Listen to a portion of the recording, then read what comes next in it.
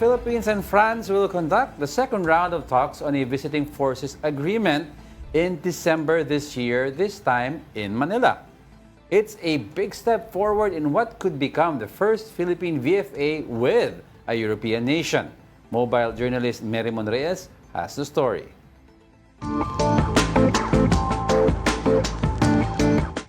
France and the Philippines will have a second round of talks on a visiting forces agreement in December, this time hosted by Manila. This was confirmed by French ambassador to the Philippines, Marymon Reyes, to One News during a recent Blue Talks forum co-hosted by the Strat-based Institute and the Embassy of France in the Philippines. The first round of VFA talks was held in Paris in June this year. This one with France is known as a Status of Visiting Forces Agreement, or SOVFA, similar to the one with Australia. It will allow both sides to stage military exercises in each other's territory. If the deal is signed, France would become the first European country to have a VFA with the Philippines. It has greatly stepped up engagement with the Philippines recently, including sending its aircraft carrier, Charles de Gaulle, here for the first time this year and joining the annual Balita exercises with the US as observers in April.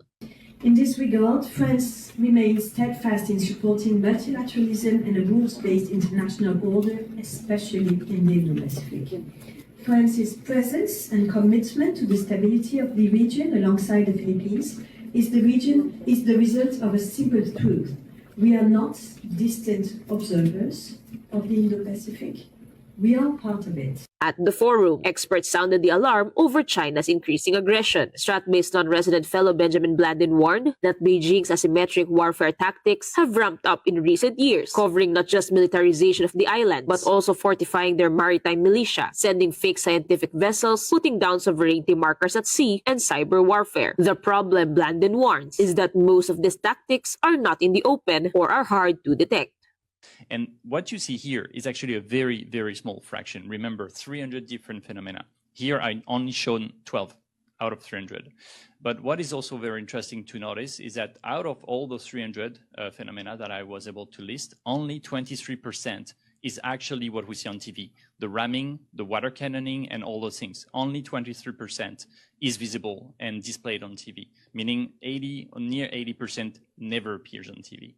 As such, several recommendations for better maritime governance in the Indo-Pacific were brought up, especially between the Philippines and France, including an integrated governance framework and joint maritime domain awareness through shared surveillance data, satellite technology, and coordinated research.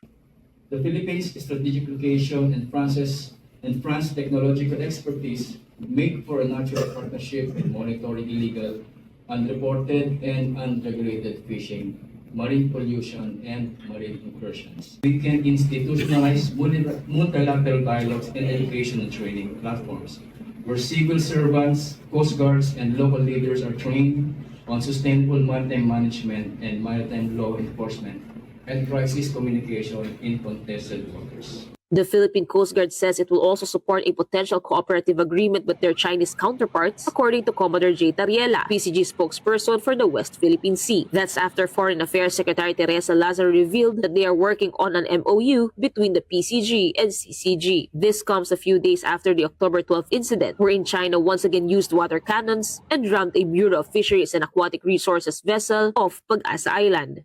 Since we launched the KBBM project, yung kadiwa para sa bagong bayaning mangista, we have concentrated the deployment of Coast Guard and BFAR vessels in those areas that we monitored the high presence of the Filipino fishing boats. Despite our presence, you saw from the videos that we released, the Chinese are launching their rigid hull inflatable boat. Kapatid Marymon Reyes, we are One News.